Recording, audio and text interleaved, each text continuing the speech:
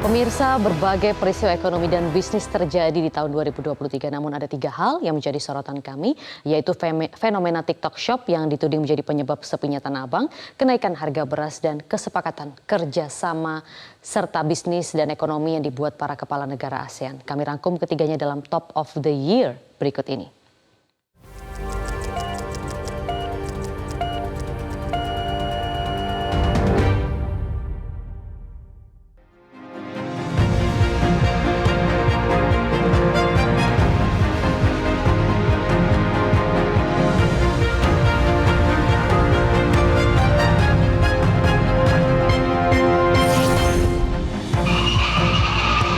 Tahun 2023, masyarakat dibuat tercengang dengan fenomena sepinya pusat grosir terbesar se-Asia Tenggara, Tanah Abang.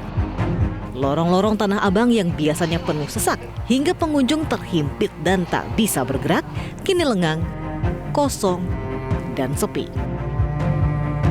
Tidak hanya di pusat grosir, sepinya aktivitas juga terlihat di industri tekstil. Sejumlah industri tekstil terpantau ambruk karena minim pesanan, baik pesanan ekspor maupun pesanan domestik. Kehadiran e-commerce dan social commerce khususnya dengan fitur live shopping dengan komoditas barang impor dan sistem predatory pricing yang menjual barang impor dengan harga super murah khususnya di social commerce dituding menjadi penyebab utama ambruknya sektor tekstil di Indonesia. Pemerintah pun berupaya membendung derasnya arus produk impor dan praktik predatory pricing tersebut dengan merevisi Permendak 50 tahun 2020 menjadi Permendak 31 tahun 2023 yang mengatur penggunaan media sosial dan peredaran serta transaksi barang impor. Industri dalam negeri tidak mungkin lagi bisa terancam karena sudah ada Permendak tentu akan disempurnakan ya 31 2023. Apa yang kita atur? Satu ya, barang-barang yang akan dijual kalau makanan dia harus ada izin edar, ya kan? Kalau beauty seperti itu dia harus ada izin dari BP POM, gitu. Kalau dia elektronik harus ada layanan pernah jual dan harus ada SNI, ya kan? Kalau makanan harus ada sertifikat halal, jadi nggak mungkin lagi langsung, ya kan? Kemudian pos border udah nggak boleh, yang ada border periksa dulu melalui bea cukai. Jadi nggak, kalau dulu dari luar langsung ke rumah bisa, karena nggak bisa lagi.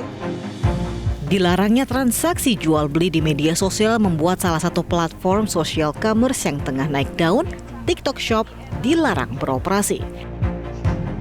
Menghadapi situasi ini, TikTok tentu tak tinggal diam dan segera membuat proyek Roro Jonggrang.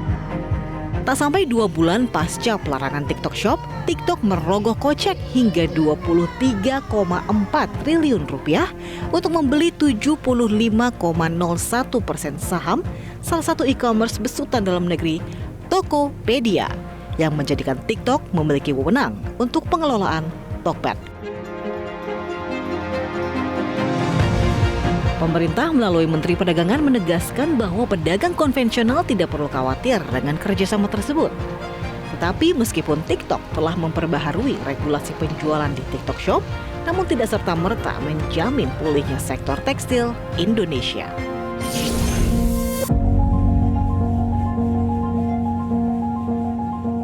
Musim kemarau yang disebabkan oleh fenomena El Nino tak pelak menyebabkan gagal panen di sentra penghasil beras dunia.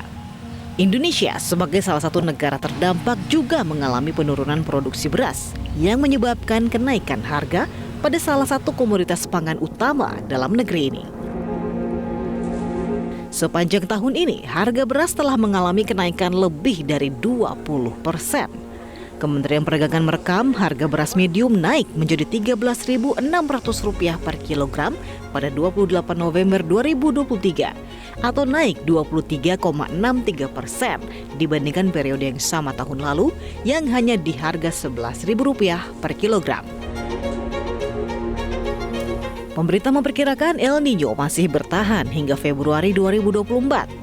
Hal ini dicurigai akan membuat panen raya petani lokal mundur hingga 2-3 bulan ke depan, sehingga opsi impor beras masih akan berlanjut hingga tahun 2024. Untuk menjamin ketersediaan beras hingga tahun depan, pemerintah mencanangkan impor beras dengan total 3,5 juta ton beras dari berbagai negara mitra yang didatangkan secara bertahap. Meski demikian, hingga kini harga beras belum juga turun.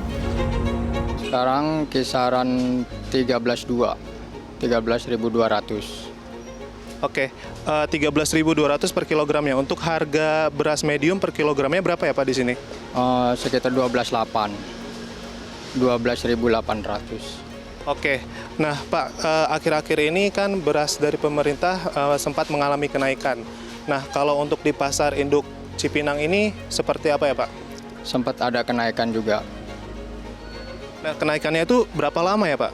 Sekitar 2 bulan ke bawah dari bulan sekarang. Kita melihat hujan sudah mulai turun di sejumlah wilayah, yang artinya masa panen padi akan dimulai 2 hingga 3 bulan ke depan. Dengan 3,5 juta ton beras impor ditambah dengan proyeksi panen, kita harapkan harga beras bisa segera turun dan stabil di tahun politik yang syarat kepentingan.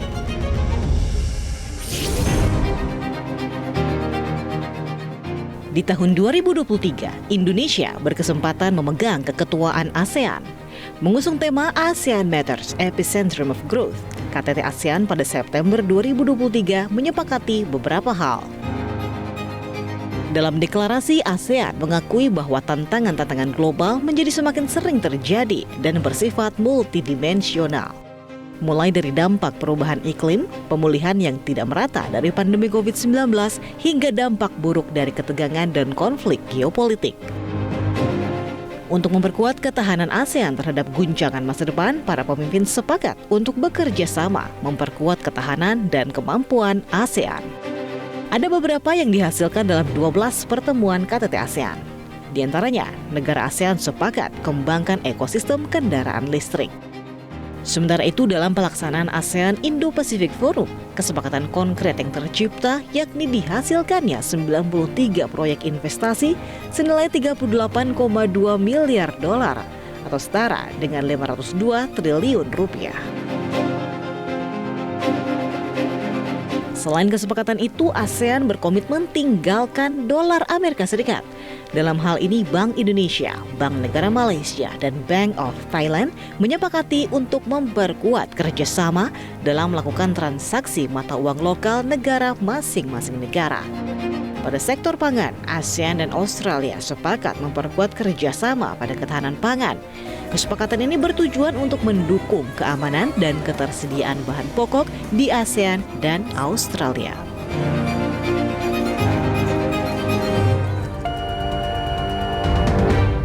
Jelajahi cara baru mendapatkan informasi. Download Metro TV Extend sekarang.